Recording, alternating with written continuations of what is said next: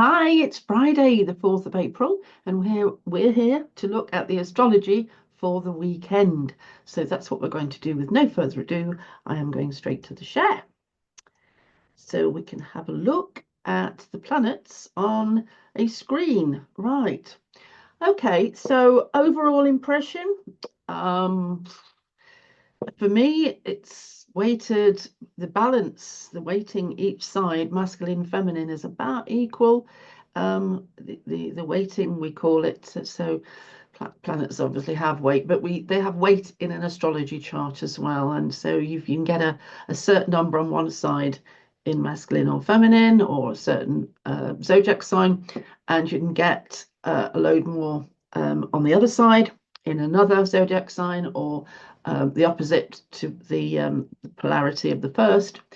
Then you're getting a chart which is implying that there is strength on each side. And so you're not getting an overly feminine, and you're not getting an overly masculine atmosphere or cosmic environment. Okay, so let's just have a run through and you'll see actually how they are balancing. So we have got here, if you can see my cursor moving around, it's over there. I'll bring it back here now. So we've got here three planets, well, four altogether actually in Pisces, so water sign. And they're actually making contact with other planets in water, which is why you've got a very strong blue triangle going on. So imagine that you're in the middle here and that the Earth is with you. And then these planets are making a triangle around you in the sky. And it's called a grand trine in water. And it's quite strong because it has a life of its own. It operates independently of the others. These planets are talking to each other. They're in a WhatsApp group and they are having a conversation, a private conversation, which nobody else can hear. This is starting to sound like that thing that happened with the bombing of the in Yemen. Anyway, right. So, well, it's like that then, actually, except that there isn't anybody extra to the group who shouldn't be there. So they are having this WhatsApp conversation and they are talking to each other, and their message and their sympathies with each other will be about the feminine. It will be about the yin energy in our cosmos, in our universe. Okay, so that's them. Now we've got another group here in Aries, fire sign. Most importantly, the sun is there. The sun is the ruler of this solar system. It has great strength. It's the king. So the sun is exactly halfway through, actually, Aries. And so when you get halfway through any zodiac sign, you're getting to the densest part of it. It's well and truly in Aries, uninfluenced by anything else.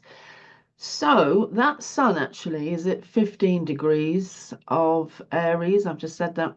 Now, if we count 60 degrees going in this direction, we will come to Jupiter, which is at 16. If you count 60 degrees, you will get to Jupiter at 16, 16 degrees, and that's in Gemini. So 60 degrees separation is called a sextile, and that puts these two in contact. Now, that's a masculine fire planet in a masculine air zodiac sign, Gemini. So, therefore, these two are also having a WhatsApp conversation, and they are joined by down here, Athena. Pallas Athena, in actual fact, also at 15. So Athena is making a trine 120 degrees to Jupiter. They're both in air signs. And so they're most definitely on a WhatsApp conversation. There is a sextile also going from Athena to the Sun. So there is strength in these combinations because they are talking to each other. They're in contact. Now, also going on here is Vesta down here. So one of the aspects or the nuances of the feminine, a very quiet planet, but representing really the world of one. But also, Vesta likes to organize things. Vesta likes to clean up, tidy up, get everything looking ship-shape and spruced. Anyway, right. Now, the fact that we've got so many planets which are at this sort of 15, 16 degrees means that they are all going to be making aspects to each other. We've got Vesta is in the water WhatsApp group, but Vesta is also making contact with one of the planets that's in the air or masculine WhatsApp group. And so, because we've got the square going on here, so Vesta is sort of straddling, if you like. She's listening to both conversations.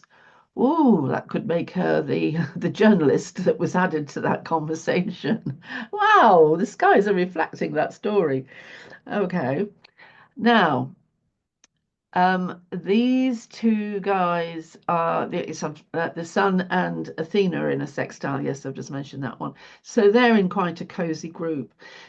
So you can see from what I'm saying that we've got a fair balance going on, really, which is probably right for the times in actual fact, because you can get these imbalances which cause extremes, and then at some point it's going to rebalance because there's 50% masculine and 50% feminine in this universe of ours. So at some point they're going to shuffle into a position where we get a more equal balancing. So that pretty much remains like this for the weekend. Now, having said that, the moon is at 9 degrees of Cancer and will be moving round over the next couple of days to join Mars. Mars isn't happy, of course. It's a fire planet in a water sign and feels thoroughly incapacitated. It feels very weak.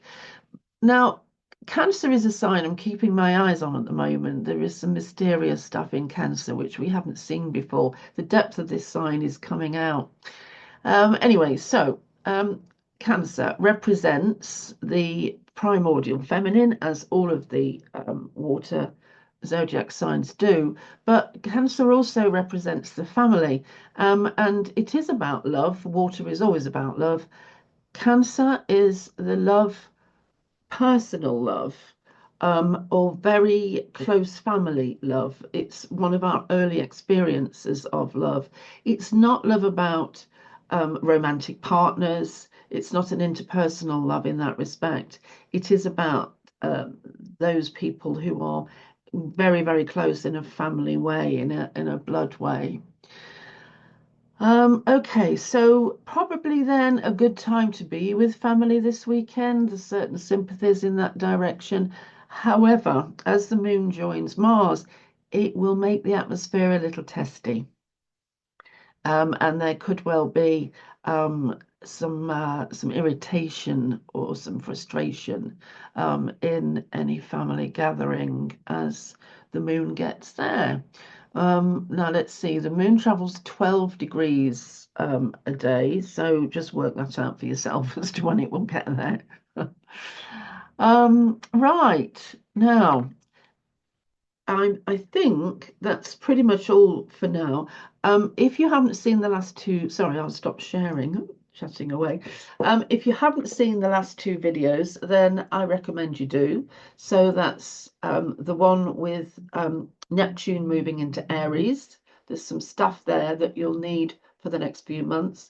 And also there is the one about April, the whole of April, because we have a Venus-Saturn conjunction, which doesn't separate as it normally does. The story is all there for you. And that can be indication of quite a depressive atmosphere. But I didn't mention in that video, although it's in the script underneath, Venus Saturn will and can represent a crash in the value of money. So stock market crash, for instance. Now, obviously, since the latest action by Donald Trump, there have been rumblings and rumors and actual challenges to the system of money that this planet of ours, that this world of ours uses. And there are some pretty depressing stories, etc. So this would be backed up in the astrology by the fact we've got Venus conjunct Saturn. Saturn denies and causes austerity.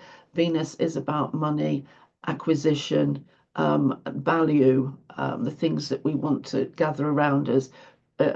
We consider when we acquire something, we feel, wow, I've got it. I wanted this so much. This is great. Winning a certain amount of money makes us feel ecstatic, or Venus is an attractor that attracts that kind of thing in. That's one of her roles anyway. Right, so yes, make sure that you hear them. That would be lovely. You might get some time over the weekend, and I wish you have a fabulous time.